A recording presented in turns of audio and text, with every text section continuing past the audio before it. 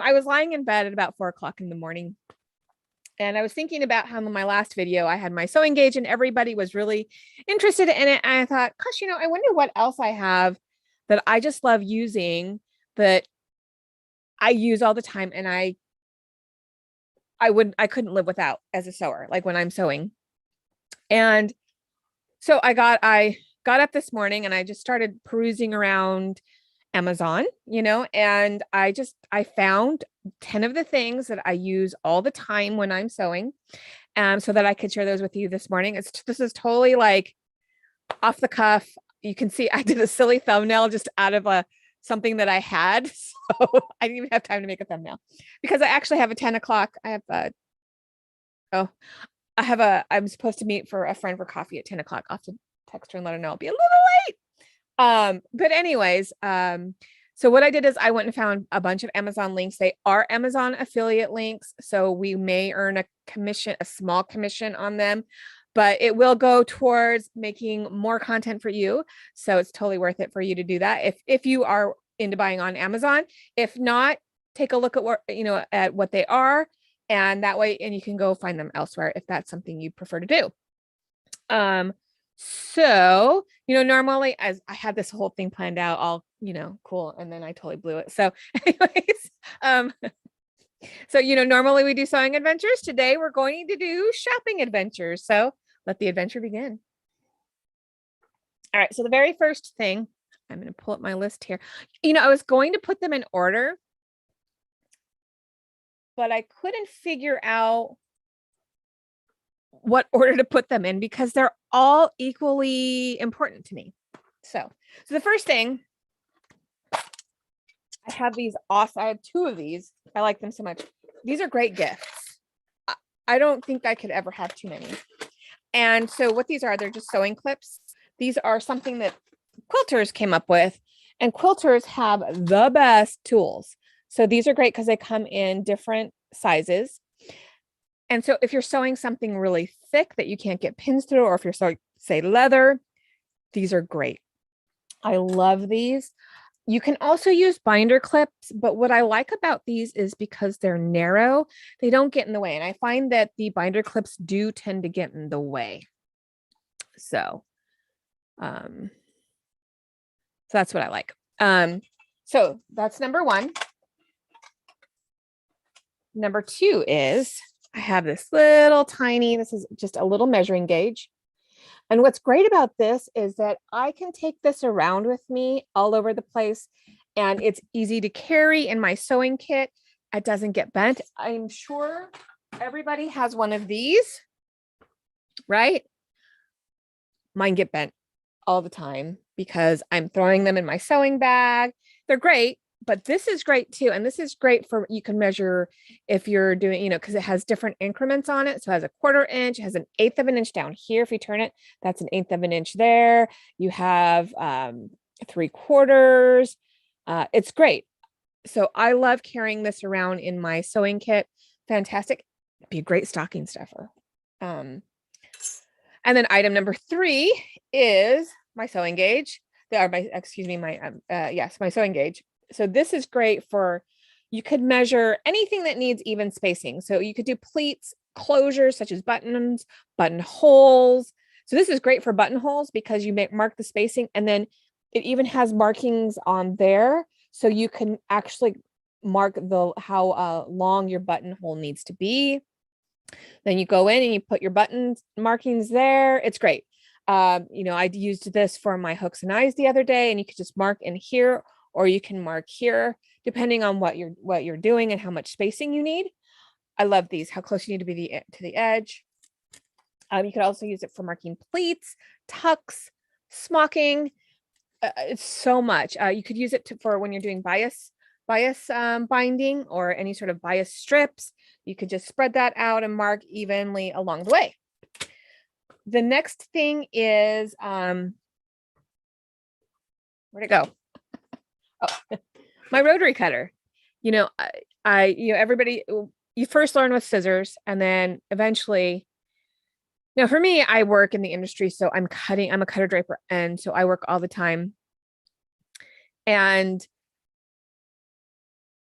I started developing tendonitis in my shoulder.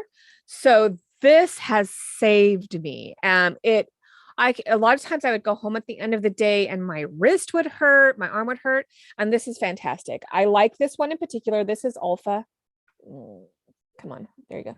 You can see my name is written on there so that I don't get it mixed up with anybody else, but it won't focus. This one is great because it's ergonomic. It's shaped to be ergonomic. Anyway, so you need that, and then you'll need to get some replacement blades, and you will also need a mat. I have a small mat, I have a medium mat, and I have a large mat. So, and then of course at school and at the theater where I work often, we have huge cutting mats. So fantastic. Then and then you want to get some replacement blades to go with it too. I've seen a lot about titanium blades. I haven't tried them yet. So I want to order some and get some to try out. And I'll let you know when I do try them out because they're supposed to last longer, which is great because I go through blades a lot. I always have extra blades around, and these come in, you can get them small, medium, large. So this is a 45 millimeter, and this is great for just standard cutting. If you're cutting something that you need a bigger blade, there's a 60 millimeter. And I know there's a smaller one that is this is the blade for it. I'm trying to see if it says what size it is here. 28 mil. This is 28 millimeter. So, and that's great if you're doing some like small cutting areas, like where you need to get like some small curves or something. And then you can also get them where they are pinked, which is great. You'll see in one of the videos that's coming out, I'm using my pinking blade for doing some slashing for some just some variety. So this is great. I love it. And get your cutting mat and some extra blades to go with it. And then to go along with that, you got to have rulers. You know, rulers are so important. I have a ton of rulers. This is just a small portion of them, but these are the ones I use the most. So I have these thick see-through quilting rulers. These are great when I'm using my rotary cutter for helping me mark a straight line. Anytime I'm cutting bias strips, my long one comes out. This is great for just general cutting. I love these. And then gridded rulers. You got to have some gridded rulers. I like these for when I'm marking seam allowances or I need to work. It's just easier to read this ruler when you're doing just general marking stuff because it has 1/8. It's all in 1/8 inch grids, which is fantastic, which is, and you line it up to your seam line and you can mark it out. It's great. And I have one in red and blue, because if you're working on some fabrics, you need both colors because sometimes they're really hard to see. So I like to have both colors. And the other thing I have is I actually have a metric gridded ruler. And I tried to find one on Amazon, but I think it's because I'm in Amazon US, like there was none available.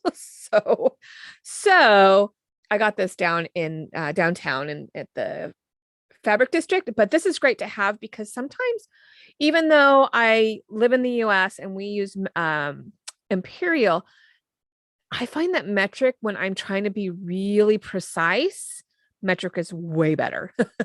But I have to work in, it's what I'm used to. So normally, but anyways, it's nice to have for when I need to do, or, a lot of times that when I'm doing reenactment stuff, because I'm looking at historical garments, a lot of times they are listed in metric. So it's good to have this as a reference. But it's also just, for marking out I use my pleater machine for most of my smocking pleater. But when I have done it by hand, this came in really handy because I was doing very tiny pleats. So fantastic. The other thing is you need to have various marking implements. Different fabrics, you need to have options because sometimes you'll start to work on them and you'll find the thing that you chose is not working. So I have all sorts of things that I use, but probably the thing I use the most is my chalk. So these are 3 of the chalks I have. All my white ones are broken because I use them the most. But they come in, these are gem Tailor's chalks and I love them, but they come in big boxes. So I did end up One of the other ones I have used, I didn't have any as example, but Clover has some triangular ones that I really enjoyed using. I like them because they're really sharp and they stay sharp. Oh, quick tip. Have you ever wondered how to sharpen these? All you need is a razor blade, and you just go through, take your razor blade, hold it over the trash can, and just sharpen it. That's all I do. Fantastic. But Clover has some triangular ones that are great. And I did find, I haven't used these, but I did find ones that had like several colors in a triangular that looked like they would work, and they had good reviews. So I put those on the list. And then I also like to use, this is a heat disappearing. I don't like this one as much because when you're ironing, you lose your seam lines. And I sew with my seam lines. I don't line up my cut edges. I line up my seam lines. So this one can be infuriating for me, but it is useful to have around for something. But I really like the water soluble markers. These are great because if I'm doing something lightweight, or I don't want it, these are great for that. Because a lot of times using the chalk doesn't always work. It doesn't always mark. Sometimes things like are slippery or they move too much. So the other thing I like to use, I also will use like a number 2 pencil. But the other thing I use a lot is Prismacolor colored pencils.